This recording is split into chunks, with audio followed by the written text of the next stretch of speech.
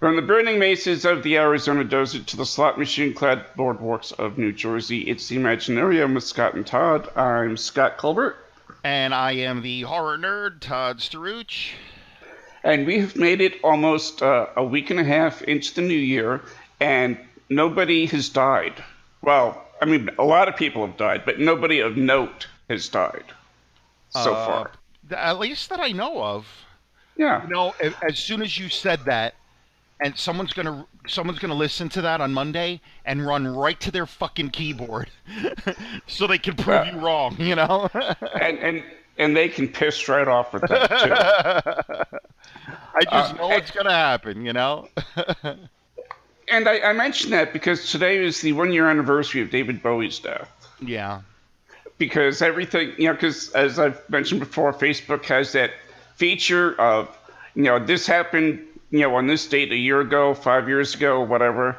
And so this time last year, I posted a shitload of David Bowie stuff. Good God, I didn't realize I put that much stuff up.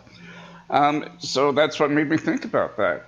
Um, so I think, from a pop culture standpoint, anyway, any year that doesn't start off with a major death like that probably isn't going to be too bad of a year. I'm going to be hopeful, Yeah. Let's definitely we can hold out some hope. you know. And Carrie Fisher and her mother were buried last Friday, and I don't know if you heard this, but Carrie Fisher was cremated, and her ashes were in um, an urn in the shape of a Prozac pill. Yep, I did see that. I thought that was fucking awesome. I thought even after she died, she has a sense of humor. That was probably the greatest thing that I read, and it's probably the greatest thing I'll read all year. I Yeah. mean, you just can't top something like that. And it just made me realize how much I'm gonna miss that crazy old woman.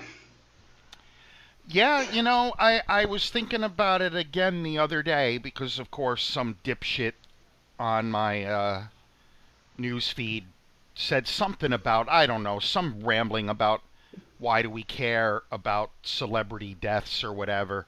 And that's just when I was listening to some Joni Mitchell and some Leonard Cohen. And what even prompted me was a friend of mine is a singer, and she did a cover of Both Sides Now, and which is one of my favorite songs. And Yeah, that it's a good prompted me to song. yeah, it prompted me to go find other versions of it and listen. And there's a I posted one version. There was a tribute to Joni Mitchell some years ago, where a bunch of current artists, performed her songs. And at the end, she did a different arrangement of Both Sides Now, like a haunting, slower arrangement of it. And I was just like, wow, like people do not realize what power these people have to bring us joy or happy or even sadness or whatever. And when they're gone, we realize, well, that's it. We will get no more out of them, and that's sad, Yeah, you know. And people, if they don't get it, they just don't get it, you know. yeah. And I feel sorry for them. Yeah, it's really too You know, bad to be that cynical about everything, you know. and there are enough things in this world where we have a right to be cynical about them. Oh, But for sure.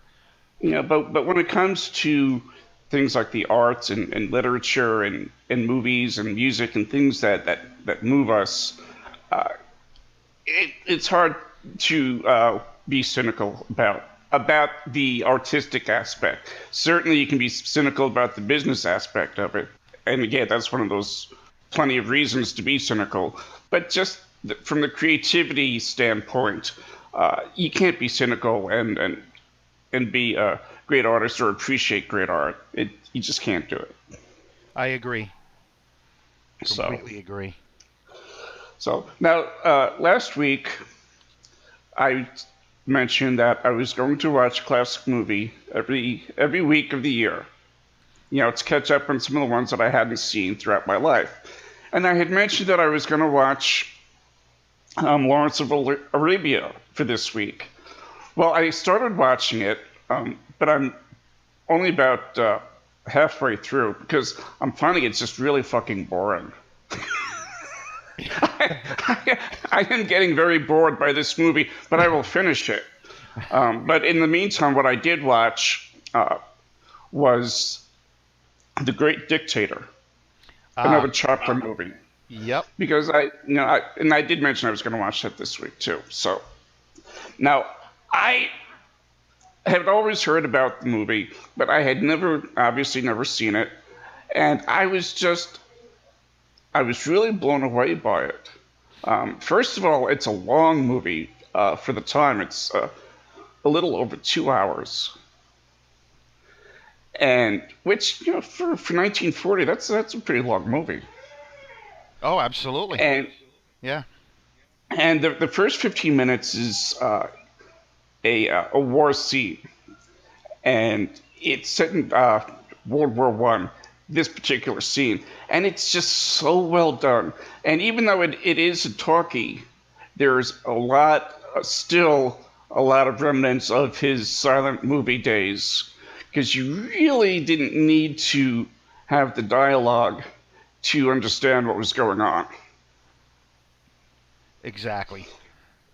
And it was such an amazing movie. It was beautifully shot. And again, Paulette Goddard co-stars with him. And even when she's made to look frumpy, like she does in the beginning of the movie, she's still beautiful. I mean, you just can't hide her beauty under uh, dirt and bad makeup. Yeah, she So, really was a stunner. There's no question. but but what got me about this movie, and I posted this on Facebook, not too long after I finished watching it. It's it's the final speech that Charlie Chaplin gives, and it's about 4 or 5 minutes long. And he talks about, he doesn't want to hurt people, he wants to help people, because that's human nature, is to help each other, whether they're black, white, gay, straight, although he didn't say gay or straight. Um, men, women, to help everybody, to treat everybody equal, and that fascists and dictators will fall, and the power that was taken from the people will always return to the people, and they will rise up, and they will, you know, make everything better. And it just seemed so appropriate to uh, what's going on in politics today. And it's really very scary how much hasn't changed from 1940 to 2017. Yeah, it is interesting, and we talked about it last time with when we talked about modern times. And like sometimes the more things change, the more they stay the same. Yeah. Despite as much progress as we've made, and there's no doubt we have made progress. I mean, compared to even 10, 20 years ago. Um, we're not that far removed from segregation, and stuff like that. So yeah, it's definitely still relevant. Oh, it is, and I'm gonna actually post that on the show page, and I urge everybody to take a look at it because it actually gave me a little bit of hope. It actually made me feel uh, a little better about the situation that our country finds herself in right now. And I guess maybe I'm looking for hope wherever I can find it because it's in such short supply. But I found it very, very moving and very effective. And I couldn't believe that he didn't get an Oscar for that performance in that movie because he was just absolutely brilliant in it.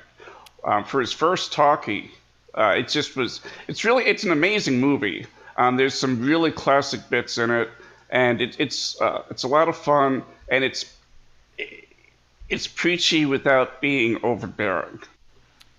Yeah, And I agree with you there. I haven't watched it in a long time. I need to get caught up on rewatching some of my favorite classic films. It's been a long time.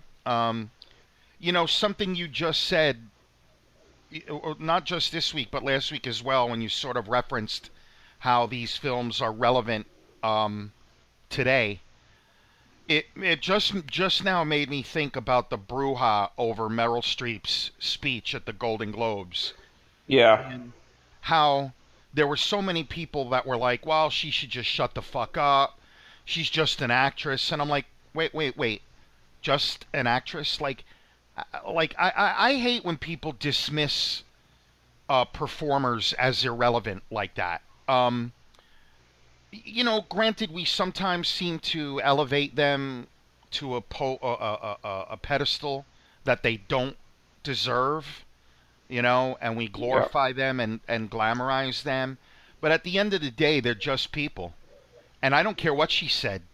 She's an American, and she has every right to say what she wants to say. And to dismiss her, I would love to go up to somebody and say, look, why should you have, so you're just a plumber. What do you know? Or Yeah. you're Yeah. just a Right. bricklayer. What do you know about politics? Would that be okay, or would I get punched in the face? You know, Right. but and I'm actually going somewhere with this. Um, so what she said, film carries power, just like all art carries power. And you watch a film like The Great Dictator, and you said you found it very moving, and you noticed and you received a message in it. There's power in that. So to dismiss it, it's just a movie. Charlie Chaplin, he's just an actor. To me, is just insane. You know? Yeah. Oh, absolutely. And these same people that are saying, she's an actress, she should just shut the fuck up, are the same people that voted for a reality TV star. Right? Yeah. And I So, mean, the, please, the hypocrisy in that is not unnoticeable. yeah, it's just the whole thing was just ridiculous. And Well, and, again, and go ahead. I was just going to say, and the thing about her speech was it wasn't even very political. She was talking about bullying. You know, Exactly. she wasn't taking a position on any type of, she wasn't taking a position on a war or what the president should do about this or that. She was talking about bullying and how people in power, who exhibit that behavior should realize that it carries weight and they should conduct themselves in an appropriate manner. That's not political. That's common fucking sense. Yeah, but the problem is people can't process that. People can't comprehend it. People see what they want, hear what they want. The other thing I found silly, and people just don't get when they're being ironic. People say, well, who cares what she has to say? She's an actress. That's right. And who was she actually giving the speech to? A whole bunch of other actors and actresses. Yeah. The fact that we decide to watch it on TV, that's up to us. You know? I personally didn't watch the Golden Globes. I'm not really one for award shows, Yeah. That's just me. So I'm like, it's one actor giving a speech to a room full of other actors. Yeah. Like, why should anyone really even care? you know? And again, Scott, it goes back to what I say all the time. People who claim not to care about something are often the most vocal ones about it. If you don't care about what Meryl Streep has to say, then why are you even referencing her? Really? And see, that's what I don't understand. They're watching the show. They know somebody's going to say something, and pretty much everybody had something to say, about Trump and politics. And that's just how that goes. Hollywood, for the most part, has a liberal bent to it, and they're very vocal, as well they should be. Because I think if you're in a position where you can reach millions of people, I think you almost have an obligation to stand up for what is right and stand up for what you think is right. And that goes for both sides of the aisle. I'm not just saying, the liberals. Yeah. If you're a Republican and you're an actor like John Voight, okay, yeah, you have as much right, and you can do your thing just as well as George Clooney or Meryl Streep or Barbara Streisand can do theirs.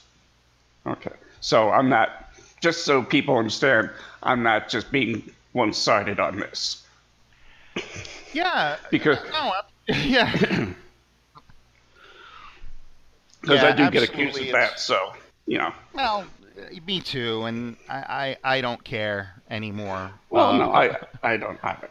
You know. Uh, well, a couple other things about the Golden Globes. Now, um, one of the big things about the Golden Globes was that Ryan Reynolds and Andrew Garfield kissed. I don't Really? know if you, I yeah, didn't even know about that. yeah. I didn't know about it until I saw it was trending on Facebook, news thing, and so that apparently that was a big thing. But apparently, from what I understand, from what I read today, they kissed because Andrew Garfield and was saying, he was wishing Ryan Reynolds the best of luck, and Andrew Garfield used to date Ryan Reynolds' wife, Huh. who was sitting next to them. So I mean, it wasn't a big thing, but of course, people made it out to be a big thing. You know, two men kissing. Oh my god! And the thing is, if you saw Cher kissing Susan Sarandon or something, you wouldn't even think twice about it. No, not at all. And that has always been the big hypocrisy when it comes to Yep. homosexuality.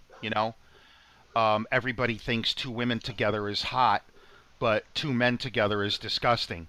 Yeah. I don't care one way or the other. Like, look, we've talked about, it's funny. I got together with some friends for dinner the other night, some old high school friends, and we were talking about, somehow we started talking about, like, porn conventions and porn, and we were asking each other about our various proclivities. And I'm like, well, you know, and now me, like, straight up gay porn just doesn't do anything for me. But I don't care. Like, I'm not gonna run to the bathroom and puke or Yeah. anything. I just don't care because I am heterosexual, you know, and it just doesn't do anything for me. But I'm not like, oh dear God, I need to pour bleach into my eyes. you know, I just don't care, you know. Yeah. So people are like, well, what would you do if your daughter saw two men kissing? Nothing. I mean, I would do nothing. If she asks me a question, I'll answer the question. Yeah. But to me, like, it's like, why draw attention to it? You know, like two straight people kissing. Would I whisper about that? No. So what do I care what people are doing? You know? Yeah. Exactly. Yeah, And it's unbelievable. yeah. The other thing about the Golden Globes is I was very happy to see Isabel Huppert, or wherever you say her last name, who starred in Paul Verhoeven's new movie Elle, won the Golden Globe for Best Actress in a Drama, because she damn well deserved that. She was absolutely amazing in that movie, and she's the main reason why that movie works as well as it does is because of her performance. It's absolutely amazing. So, and it also won Best Foreign Movie too, which Nice. kind of tells me that foreign movies were a little bit weak last year because as much as I love her performance, I'm still a little so-so on the movie. Mm, mm. Well, Have you seen I, La La Land yet? I have not. I I have not. I wanted to see it before, because the buzz was so good about it. And then when they started talking about it, as per the Golden Globes, and I was like, oh, I want to see it even more. I've heard it's very good. Yeah, and my mom even asked me about it. And when my mom asked me about a current movie, rather than something that wasn't made before, the dawn of color TV, Uh, then you know it's got some buzz. So I think she and I are probably going to go see that together. Yeah, I definitely want to check it out. I've heard good things. I've heard really good things. I'm sure your daughter would probably like it too. Yeah, I think she would, and I think she's getting old enough. She's going to be 12 in March, where she can go to see some movies that are maybe a little bit more sophisticated, Yeah, than just like, oh, kids movie, quote unquote kids movies. yeah. I think you're right about that. Yeah, I want to bring her in. Like I can't wait. Like we do see a lot of movies together, and I didn't mean to knock animated movies. I love them too. Some of them are really really good, but I can't wait. To teach her about the golden era of Hollywood. Yeah. Um, my daughter has been dancing since she was 3, and one night last winter we sat here and it was snowing, and I had on TV, I just kept bringing up YouTube videos of Fred Astaire and Ginger Rogers, Yeah. Fred Astaire and Sid Charisse, Yul Brenner and Deborah Kerr, to show her. And then she said, "Dad, she couldn't wait. She called me one day, Dad, you're so proud of me." What? We were in music class, and they were talking about dancers, and they were talking about all these men. And I raised my hand and I said, "What about Ginger Rogers, and what about Sid Charisse?" And the teacher was like, "How do you know about, how do you even know that?" "Oh, I watched all these dance videos with my dad." Um, and I was so proud of that, that she mentioned it in class. I think a lot of this stuff is being lost. It is. I think you're right about that. You know what movie she would love then would be if you remember there was a couple of them that came out. That's Entertainment. Oh yeah, yeah, uh huh. It's just 2 hours of clips of musical numbers and whatnot. She would absolutely love that. I bet. Yeah, that's a good one. I had forgot about that. I forgot about Yeah, that. I definitely yeah. will And I only remembered it watch because that. my mother had mentioned it to me last week or the week before. So it's just kind of been stuck in my mind because I've been looking for it, but I haven't seen it on DVD. Yeah, oh, I'm determined to find it So, now. yeah, yeah, because she would absolutely love that. Yeah, I agree. I So, agree. That's a good one. all right. Well, you remember back in the 90s when Bill Clinton was in office and the Monica Lewinsky scandal was going on, Hmm. and people had learned that he was getting, a blowjob in the Oval Office, and parents were irate and upset, because they were talking about oral sex on the news, and now they had to explain what that was to their children, and the uproar that caused. Well, which would you rather Here we do? go. Talk about oral sex or talk about golden showers? Ugh, well, Because that's what we've been reduced to now. And even if it's not true, even if it's fabricated, this is something, no pun intended, it's going to stick to Trump for the rest of his life. It's just not going to go away from him. well, listen. You know, you reap what you sow.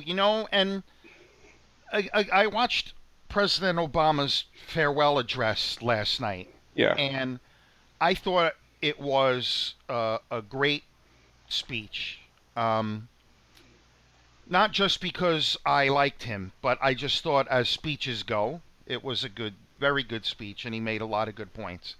And I just thought back about over the 8 years, and I said, of course I didn't agree with every policy and every decision. I mean, that would be absurd, you know. I felt he made a lot of mistakes along the way, or things that I didn't agree with, or whatever. But other than like some manufactured bullshit about his birth certificate, there were never no whisper of scandal, no whisper of No. anything untoward. Despite all of the attacks and the criticism, at least he handled the office with grace and dignity and class.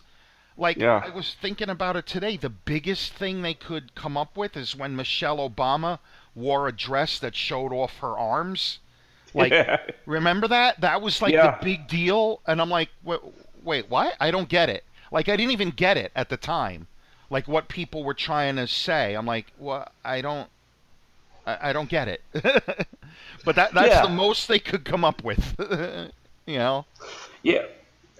They, I watched part of it. I really couldn't watch the whole thing because it just really, it was very emotional for me because I'm really going to miss him. And I made a comment on Twitter last night because there was a hashtag, president's address, and I said, he was somebody who showed us what a real man was, what leadership was, what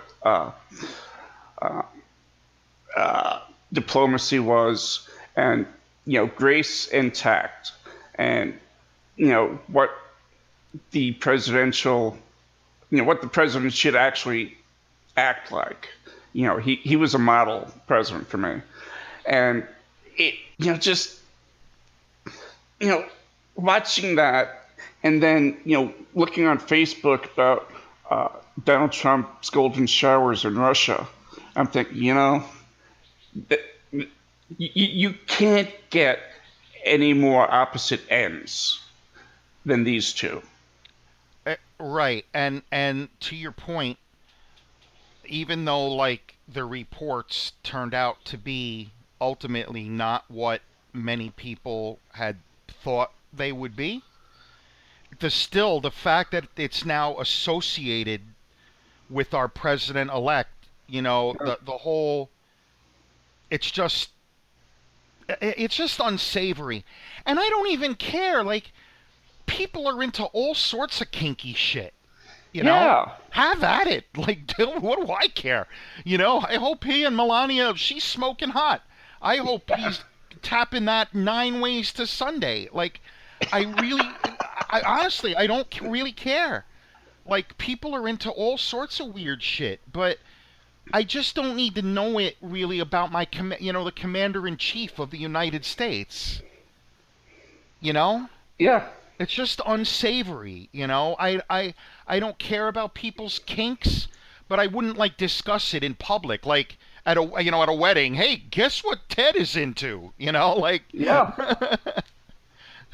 uh, Well, here's the story for you, and this is the God's honest truth. And I didn't learn about this until after my father died, and my mom told it to me one night. Uh, Back when he first started on the job, uh, JFK came into New York City, and my father, who was working overtime, was hired to, uh, be at the hotel and guard, Kennedy, be one of the security there, as well as the Secret Service and whatnot. But he had to sign a non-disclosure form that he would not talk to anybody about anybody who was brought up to his JFK's hotel room because he was having hookers brought up. oh yeah, yeah, You know, absolutely. My whole thing with Clinton was I just felt like Clinton was not a bad-looking guy. Like, I just thought he could do better than Monica Lewinsky. well, yeah, Like, at least but Kennedy was banging Marilyn Monroe. yeah, but it's not like he has, he gets to interact with a wide variety of subordinates. So I guess you get what you can take. You get what's Exactly. closest. But yeah, Bill, you really should have had some better taste. Yeah. Although, honestly, if I had to have a gun put to my head and say, all right, you've either got to fuck Monica or fuck Hillary, I would probably fuck Monica. Oh, dude, there's not even a question. I'm not saying I wouldn't have let Monica Lewinsky blow me. I mean, come on, like, Oh, God. Dude, listen, Scott, you get a couple of drinks in me yourself, and who knows? I'm just saying. Let's. All right. So when I come back to New York, I'll bring my tweezers with me. Yeah, that's a good one. I see what you did there. Speaking of New York, and we'll get back to the golden showers in a minute. I hope so. But I want to mention this before I forget it, because I saw this. You had posted it on Facebook a few days ago, and it took me by surprise because I had no idea you were doing it. But you're actually doing a what's the word I'm looking for? I don't know, but the suspense is killing me. At Macabre Film Festival. Oh, a panel. A panel, yes, thank you. You're doing a panel on supporting indie movies. Yeah, I'm gonna. The festival organizer, Elsie Ginsberg, asked me to come up with an idea for a panel, and I had done a Facebook discussion about what it means to support indie horror. So I'm looking forward to having a discussion about that with people who are actually attending an independent film festival. Yeah. Because I want to see what they feel, and we're going to touch on, what do you feel what are some forms of support? How do you feel about, downloading films and such? So yeah, it should be fun and interesting. I think that is going to be interesting, and actually, by the time this airs, it'll already have taken place. I was just going to say that. This always screws me up. Yeah, I know. I hope everybody had fun at the panel. Congratulations on its success, too. Thanks. It was great. Standing room only. Sorry they were throwing tomatoes at the screen when Wrapped was on. Yeah, I know. And Wrapped is making its debut there, isn't it? Yes, it is. And again, we're should be talking in the past tense, but by now, Wrapped will have had its premiere, and I really am happy for my friend Russell Hackett. Yes. Who worked really hard on the film, and is really, really passionate. There are so many people picking up a camera and filming a movie, or picking up a pen and trying to write a movie, but Russ really cared about doing a good job, and we had a great crew. Him, Jerry Janda, Tom Ryan directing, Mark Boutros, who did a great job with the cinematography. I really liked the way it came out. It was a lot of fun to do it, and it's great to work with people who care so much. And it's great to work with people that you're friends with, too. It makes it a lot easier. Certainly. It's funny. It does and it doesn't, because you have, I'll just give you a quick example. Not that I don't want to say we argued, because we didn't. But, Tom Ryan's a good buddy of mine. But now, I'm sitting there and he's in charge. He's the director. So I have to take direction, and I can't just say, Tom, you're nuts. I think we should do this way. I can't tell him he's a dick like I would if we're just having a normal conversation. Yeah. So, but we all did get along. There were no issues. Sometimes working with friends and family can be a very different experience. Yeah, that's true. Because my sister and I worked together once, a long time ago. We both worked at a Burger King together. And she was an assistant manager, and I was just on the crew. And I think I was there for about a year, but it was certainly not easy working with my sister sometimes. Yeah. So, yeah, you're right about that. But, they're just fun people, and I really, I'm excited to see how Rap does, and I hope it's nothing but good things come out of it for Russell and yourself and Tom and Sherry. Thank you. Yeah, it should be a good time, especially since we're stacking the theater with people we know.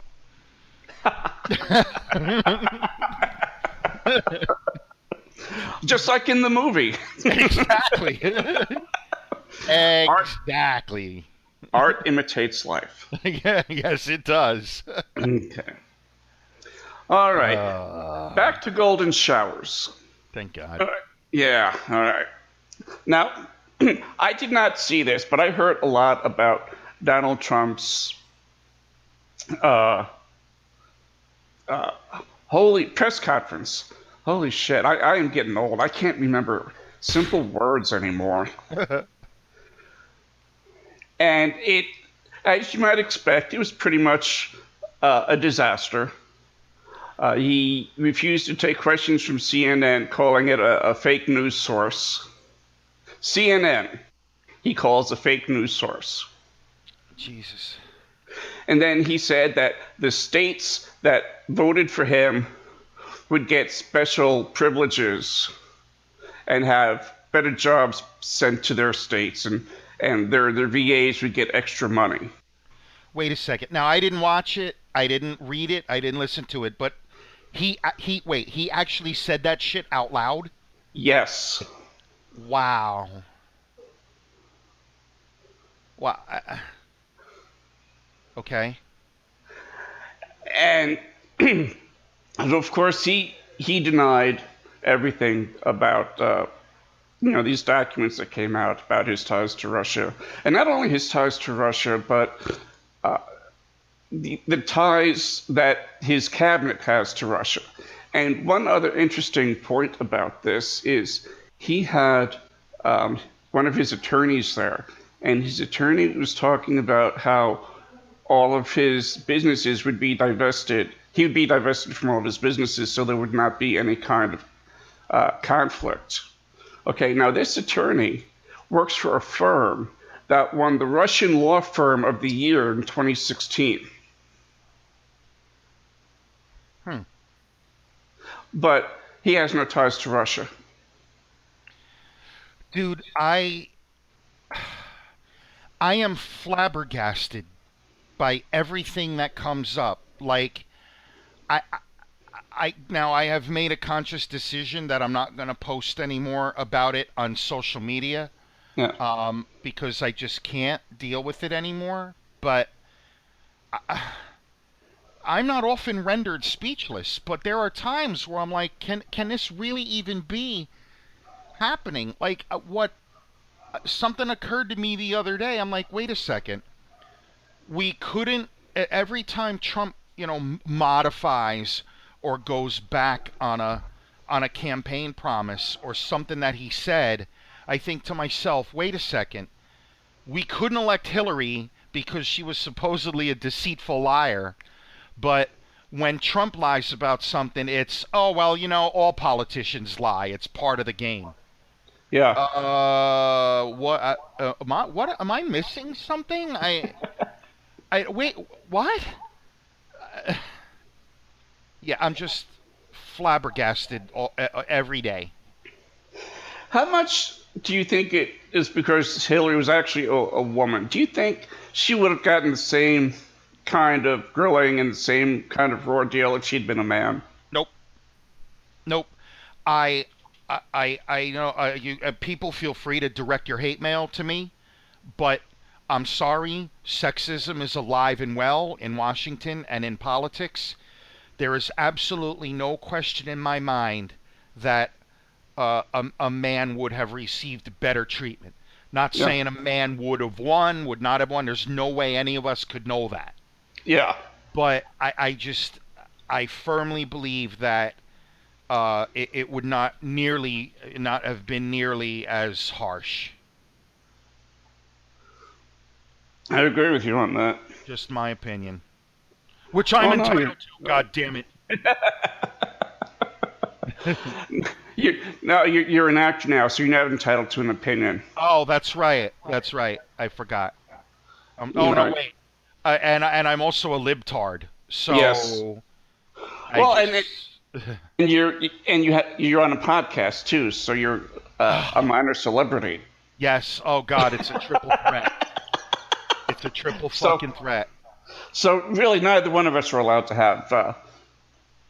have opinions on anything. Yeah. Not at all. And I have really really tried to not post any political stuff, and for the most part, I've been pretty successful with that over the last few months. But I admit that when the story broke yesterday about the water sports and Trump, I went on a tear of pee jokes like you wouldn't believe. Because they were funny. I don't care what anybody says, some of these jokes were really fucking funny. Not necessarily the ones that I posted, but some of the stuff I saw about it was really goddamn clever. Look, you know I have a very dark and irreverent sense of humor. Yeah. I really do. To me, nothing is sacred when it comes to humor. But I just, with some people, I just felt that yet again, there was a level of hypocrisy. And, you know, they're running to their computer, like falling over themselves so they could post some, whatever the lame golden shower joke they could come up with was. But meanwhile, when, someone else does it, that it's a problem. You know, that was my issue. People can Yeah. post whatever the fuck they want. Like I don't, what do I care? Yeah. But the whole thing just leaves just It I leaves a don't know. bad I taste in got your mouth. yeah. I'm like I'm not gonna say it. I'm not gonna say it. Fuck, he said it. God damn it. You could tell that I was trying having a hard time not Yep. saying that. Yep. I knew it. I knew it. Oh God. Uh, I don't know, man. I'm just so disheartened by everything, and I don't. And stuff comes out like I've unfriended people where I was like, "Wow, did that person really say that?" And it goes beyond a mere political disagreement. Like there's a big difference between having just a different political view. I lean towards the left. Some people lean towards the right. All right, it's just different. But the venom and you know, all the nonsense and the name calling and stuff, I'm just so over it. yeah. Yeah. And here's the thing, and we talked about this a little bit last night on Messenger. In spite of the humor that this report brought out about the water sports and the hookers and whatnot, there's an underlying real problem, a serious problem, a very serious problem, which are exactly how deep are Trump's ties to Russia. And let's not forget, Putin was head of the KGB before he became, czar or president or whatever the fuck he's called in Russia. So his ability to be able to hack into anything and to do the things that they're being accused of, I mean, that's old hat to him. That's what he did his whole life. Working for the KGB was shit like that. So none of this should really be a surprise. Now, No, man, and it's terrifying the fact that um, people were worried about Hillary's ties to Wall Street and to big business, but Trump's ties to Russia. Just the fact that the way he publicly praises Putin, even if he thinks that, like, keep it to yourself. It's unfucking believable. It's just unfathomable to me. could you imagine if Harry Truman or Dwight Eisenhower had praised Khrushchev? You Dude, know, not only that, can people accused, 8 years, people accused Obama of having ties or sympathies to Iran, you know? Oh, but Trump, having ties and sympathies to Russia, no problem, yeah. you know?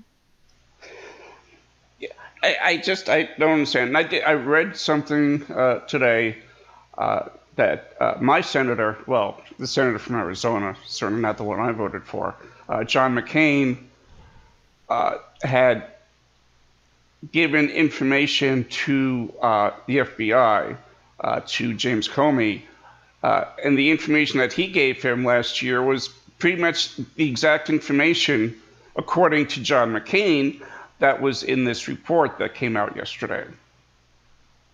And there was also an article in the UK newspaper, The Independent, which is one of the big papers there, saying that there were British people on the British side who can confirm, some of the information that was in that report. So they can say that it's fake news all they want, but the fact of the matter is, there's elements and there's bits of truth in there somewhere. And as a country, we need to find that out, before, we're all talking with accents. Yeah, exactly. Or end up all in Siberia. Because I think probably the entire country could fit in Siberia. That's a big place. It is. But it's scary because I grew up during the Cold War, and you didn't praise communists, and you didn't consider communists your friend. I mean, look, as much as Gorbachev and Reagan got along, don't think for a minute neither one of them would have thrown missiles at each other if they got pissed off at one another. Oh, please. I talked about this, I don't know, maybe a year ago. I was like, wait. When did it become fashionable to praise Vladimir Putin? Like, the man is an imperialist who would love nothing more than to reunite and recreate the Soviet Union. Yeah. So he's a militaristic imperialist. So it's like these fucking idiots that wear like the Che Guevara shirts, with no sense of irony whatsoever, or the Fidel Castro shirts. I'm like, dude, come here. I'm going to strangle you with your own fucking t-shirt because you're an idiot and I don't want you to reproduce. Like, it became fashionable to admire Vladimir Putin. I'm like, I don't get it. Like, what? I just don't get it. Oh, because he's tough. He's tough? Hitler was tough. Yeah. I mean, Stalin was tough. Mussolini was tough. Or should I trot them out? Should I start building statues to them? Yeah, right. Like, oh, he's tough. Fuck, whoa, so? Yeah. There goes my blood pressure. God damn it. Yeah, well, I've got my simvastatin here for you. Nothing. No. I've got my Jim Beam Devil's Cut. Even better. Yeah. All right. Well, let's get off of the talking showers and talk about something fun. What movies have you seen recently? Or do you have something? I was just going to bring up a movie that I saw called The Invitation.